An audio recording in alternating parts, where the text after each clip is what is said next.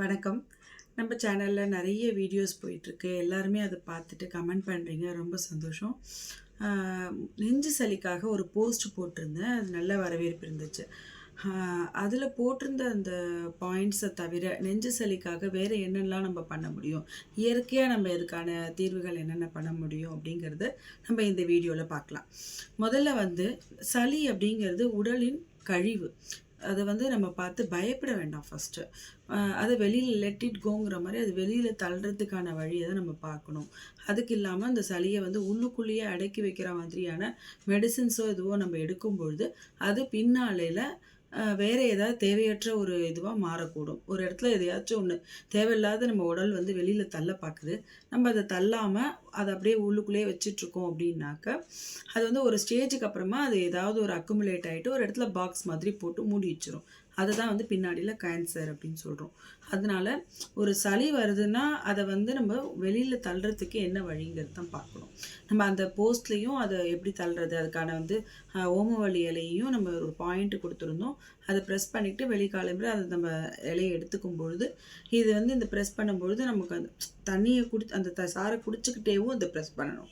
பண்ணும்பொழுது என்னன்னு பார்த்தீங்கன்னா, உள்ள இருக்கிறத அது கரைச்சு எடுத்துட்டு வந்துட்டு வெளியில வந்துரும். அந்த போஸ்ட் பத்தின ஒரு எக்ஸ்ப்ளனேஷன் தான் இது குடுத்துருக்கேன்.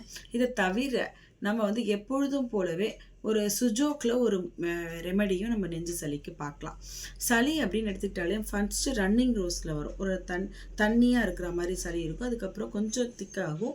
அதுக்கப்புறமா திக்காயிட்டு ரொம்ப கட்டியாகி உள்ள உறைஞ்சிருச்சுன்னா, இருமல் மட்டும்தான் வரும். வேற எதுவுமே வராது.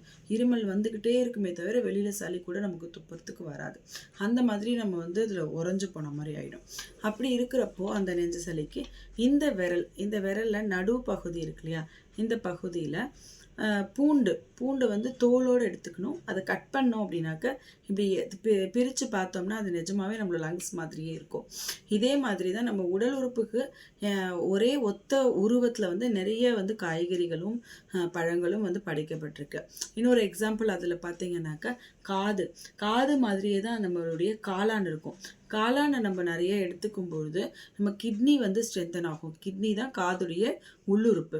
ஸோ காதுக்கு பக்கத்தில் ஏதாவது ட்ரம்ஸ் அந்த மாதிரி பிரச்சனை இருக்கிறது, நீர்க்கோர்வை அது இருந்தாலுமே வந்து காளானும் நம்ம நிறைய சாப்பாட்டில் எடுத்துக்கலாம்.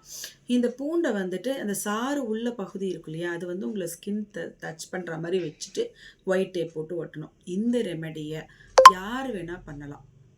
அதாவது சின்ன குழந்தைங்கள்லேருந்து பெரியவங்க வரைக்கும் யாருக்கு வேணாலும் இதை வந்து இந்த ரெமெடி நம்ம பண்ணலாம். இந்த சாறு நம்ம தோலில் படுறதுனால ஒரு சின்னதாக வந்து ஒரு தடிமனான மாதிரி தெரியும். அதுக்காக பயப்பட வேண்டாம். அது வந்து சைடு எஃபெக்ட் கிடையாது. நம்ம சாறு படுது இல்லையா, கொஞ்ச நேரம் நம்ம அதை அப்படியே வச்சுருக்கோம்ல, அதனால் நைட்டு கட்டிட்டு காலையில் எடுத்துடலாம். ரொம்ப சிம்பிளான ரெமெடி. நம்ம அங்கே முன்னாடி கொடுத்துருந்ததை யாருன்னா பண்ண முடியல அப்படின்னாக்க இது பண்ணிக்கலாம்.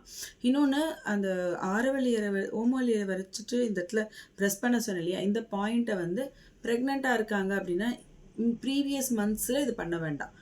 6 மாதத்துக்கு அப்புறமானா அது பண்ணலாம். ப்ரெக்னெண்ட்டாக இருக்காங்கன்னா மட்டும் அந்த பாயிண்ட் வந்து ப்ரெஸ் பண்ண வேண்டாம். மற்றபடி வேறு ஒன்றும் இல்லை. தேங்க்யூ.